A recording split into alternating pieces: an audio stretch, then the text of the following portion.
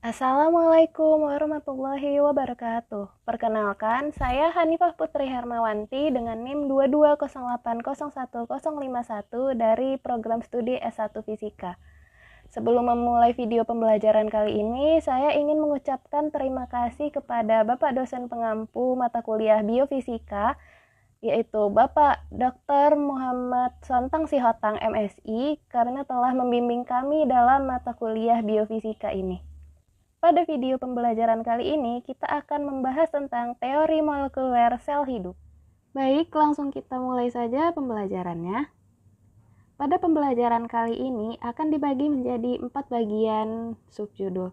Yang pertama ada pengenalan buku, selanjutnya ada konsep teori molekuler sel hidup dalam biologi, lalu ada tahap perkembangan manusia, dan yang terakhir ada question and answer dan pembahasannya. Kita masuk ke pembahasan yang pertama, yaitu pengenalan buku. Seperti kata pepatah, jika tak kenal maka tak sayang, jika tak sayang maka tak cinta. Oleh karena itu, untuk dapat mencintai pembelajaran kali ini, kita harus mengenali dulu apa yang akan kita pelajari pada pembelajaran kali ini.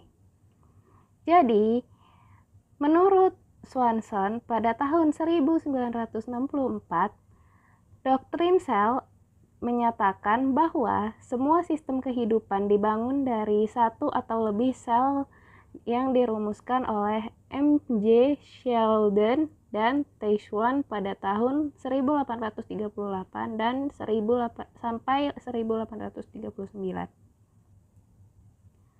Dalam buku yang saya bahas ini terdapat pandangan sebagai buku versi abad ke-21. Apa itu hidup? Yang telah diperbarui dengan mempertimbangkan pengetahuan biologi yang telah terakumulasi sejak tahun 1944. Teori kehidupan molekuler yang dirumuskan oleh Schrödinger dan yang akan dijelaskan dalam buku ini. Oke, kita masuk ke bab kedua, yaitu konsep teori dalam biologi. Konsep teori di sini adalah konsep teori molekuler sel hidup. Konsep teori molekuler sel dalam biologi relatif baru dan tampaknya asing bagi sebagian besar ahli biologi.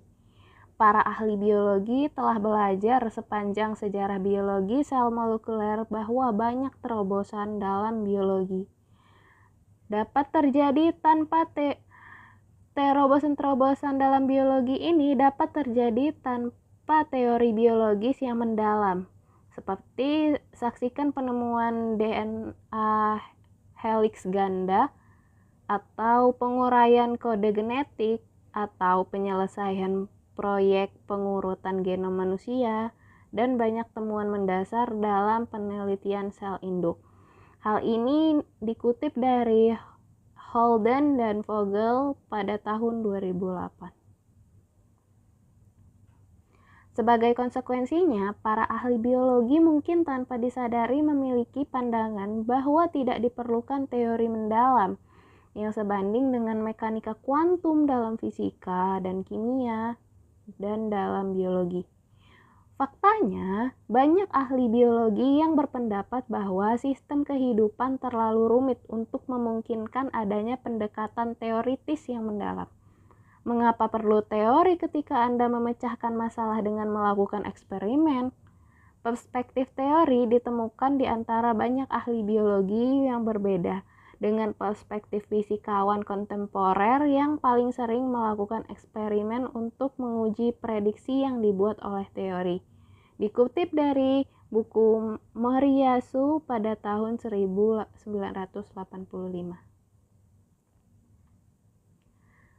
Selanjutnya ada tahap perkembangan manusia. Terdapat 4 tahap perkembangan pengetahuan manusia. Ada dari bidang fisika, lalu ada dari bidang biologi, selanjutnya dari bidang kimia, dan yang terakhir menurut ilmu bahasa. Pada bidang fisika, dibagi lagi menjadi perkembangan pengetahuan seperti astronomi dan garis spektrum atom. Pada bidang biologi, perkembangan manusia dibagi menjadi perilaku gen manusia transkriptomik dan molekul mekanika tunggal. Untuk bidang kimia, perkembangan pengetahuan manusia terbagi menjadi bahan reaksi kimia dan struktur molekul. Dan yang terakhir, menurut ilmu bahasa, perkembangan pengetahuan manusia hanya dibagi menjadi deskriptif ilmu bahasa. Nah, pembagian-pembagian tadi dapat dibagi lagi menjadi lebih detail sebagai berikut, yaitu pada bidang fisika, kita perkembangan pengetahuan manusia dapat dibagi menjadi hukum Kepler, lalu ada Lyman, Balmer, Sebastian, dan lain-lain. Pada biologi, pengetahuan manusia dapat dibagi menjadi fisiologi, anatomi manusia, doktrin sel, struktur sel dan fungsinya, programmable genom, helix ganda DNA, kode genetik, jalur metabolisme, dan molekul tunggal enzimologi. Menurut bidang kimia, pengetahuan manusia dapat terbagi menjadi kinetika kimia dan tabel periodik. Dan menurut ilmu bahasa, tata bahasa dapat dibagi menjadi tata bahasa Chomsky universal dan tata bahasa kamus.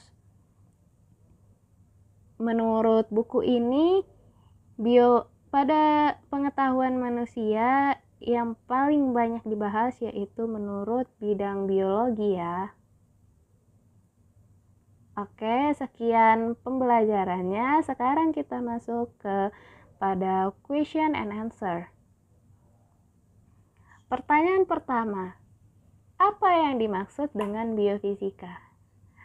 Berhubung kita mempelajari mata kuliah biofisika, jadi apa sih yang dimaksud dengan biofisika? Apakah ilmu yang mempelajari sifat fisika dari bahan anorganik? Atau ilmu yang mempelajari sifat fisika dan proses biologis makhluk hidup? Atau ilmu yang mempelajari sifat kimia dari bahan organik?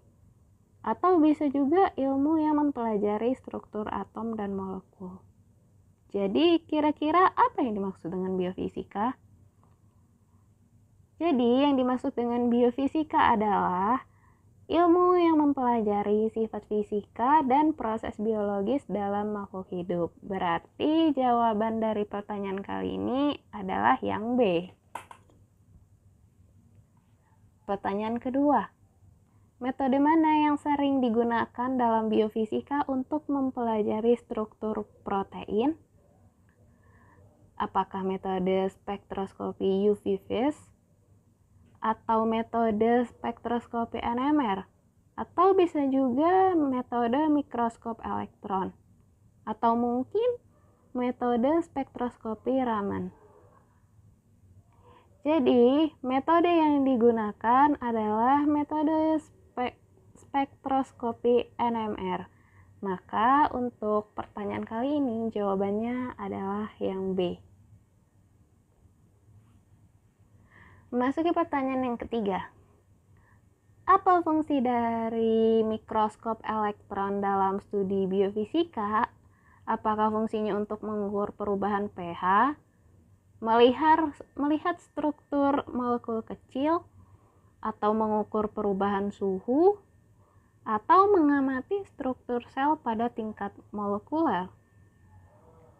Jadi, fungsi utama mikroskop dalam studi biofisika adalah untuk mengamati struktur sel pada tingkat molekuler, di mana jawaban ini terdapat pada pilihan yang D. Soal keempat, hukum Fick yang berkaitan dengan difusi menjelaskan bahwa apakah hukum Fick menjelaskan bahwa laju difusi berbanding terbalik dengan gradien konsentrasi? Atau laju difusi berbanding lurus dengan gradien konsentrasi? Atau mungkin laju difusi tidak dipengaruhi oleh gradien konsentrasi? Atau mungkin juga difusi hanya terjadi pada suhu rendah? Jadi, hukum Fick berkaitan dengan difusi menjelaskan bahwa laju difusi berbanding lurus dengan gradien konsentrasi, di mana jawaban di sini terdapat pada pilihan yang B. Pertanyaan kelima, teknik mana yang digunakan untuk menentukan urutan nukleotida dalam DNA? Apakah teknik elektroforesis gel atau sequencing DNA atau spektroskopi inframerah atau bisa juga reaksi rantai polimerase atau biasa kita kenal dengan PCR. Jadi, teknik yang digunakan untuk menentukan urutan nukleotida dalam DNA adalah sequencing DNA. Teknik sequencing DNA, di mana pada pilihan kali ini terdapat pada pilihan yang B. Selanjutnya, apa yang dimaksud dengan konstanta disosiasi dalam konteks protein dan ligan? Apakah konstanta disosiasi itu merupakan konsentrasi maksimum protein atau konsentrasi minimum ligan?